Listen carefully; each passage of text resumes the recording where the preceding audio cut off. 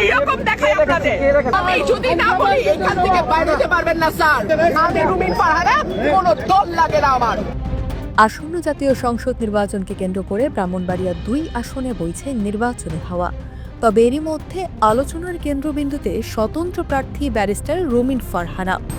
নির্বাচনী আচরণবিধি লঙ্ঘন এবং প্রশাসনের সাথে অসৌজন্যমূলক আচরণের অভিযোগে তাকে সশরীরে হাজির হওয়ার নির্দেশ দিয়েছেন জেলা রিটার্নিং কর্মকর্তা। কি ঘটেছিল সেদিন সরাইলে, কেন তাকে তলব করা হলো? ঘটনার সূত্রপাত গত শনিবার সরাইলের ইসলামাবাদ গ্রামে এক জনসমাবেশে অংশ নেন ব্যারিস্টার রুমিন ফারহানা। অভিযোগ ওঠে, নির্বাচনী আচরণবিধি তোয়াক্কা না করে সেখানে ৪০০ থেকে ৫০০ লোকের উপস্থিতিতে বিশাল স্টেজ তৈরি করে রাজনৈতিক বক্তব্য দিচ্ছিলেন তিনি। খবর পেয়ে সেখানে উপস্থিত হন নির্বাহী ম্যাজিস্ট্রেট শাহরিয়া হাসান খান। প্রশাসনের পক্ষ থেকে জনসভা বন্ধের নির্দেশ দেওয়া হলে পরিস্থিতি উত্তপ্ত হয়ে ওঠে।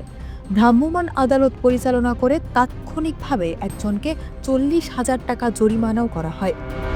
এই ঘটনার পর সহকারী রিটার্নিং কর্মকর্তা ও সরাইল উপজেলা নির্বাহী অফিসার মোহাম্মদ আবু বকর সরকার একটি চিঠি দেন। সেখানে রুমিন ফারহানার বিরুদ্ধে মব বা গণ উত্তেজনা সৃষ্টির অভিযোগ আনা হয়। জেলা রিটার্নিং কর্মকর্তা ও জেলা প্রশাসক শারমিন আক্তার জাহান স্বাক্ষরিত কারণ দর্শানোর নোটিশে বলা হয়েছে, ম্যাজিস্ট্রেট সভা বন্ধ করতে বললে রুমিন ফারহানা উদ্ধত্তপূর্ণ আচরণ করেন এবং বিভিন্ন হুমকি প্রদান করেন, যা সরাসরি নির্বাচনী আচরণবিধির লঙ্ঘন। তবে দমি চাননি ব্যারিস্টার রুমিন ফারহানা। প্রশাসনের বাধার মুখে তিনি তীব্র ক্ষোভ প্রকাশ করেন। তিনি অভিযোগ করেন, প্রশাসন পক্ষপাতদুষ্ট আচরণ করছে। যারা প্রশাসনকে তোয়াক্কা করছে না তাদের বিরুদ্ধে ব্যবস্থা নেওয়া হচ্ছে না বলে তিনি দাবি করেন। নির্বাহী ম্যাজিস্ট্রেটের উদ্দেশ্যে তাকে বলতে শোনা যায়, এই রকম দেখাই আপনাদের, আপনারা খোঁজ নিন, সব জায়গায় সভা হচ্ছে, আপনি পারলে থামাতেন।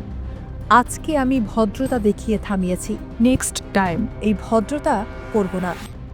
তার এই বক্তব্যের ভিডিও সামাজিক যোগাযোগ মাধ্যমে দ্রুত ছড়িয়ে পড়ে, যা নিয়ে শুরু হয় নানামুখী বিতর্ক।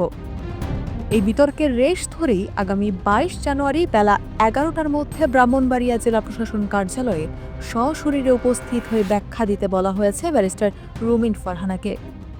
নির্বাচনী অনুসন্ধান কমিটি এবং জেলা রিটার্নিং কর্মকর্তার সামনে তিনি কি ব্যাখ্যা দেন সেটাই এখন দেখার বিষয়।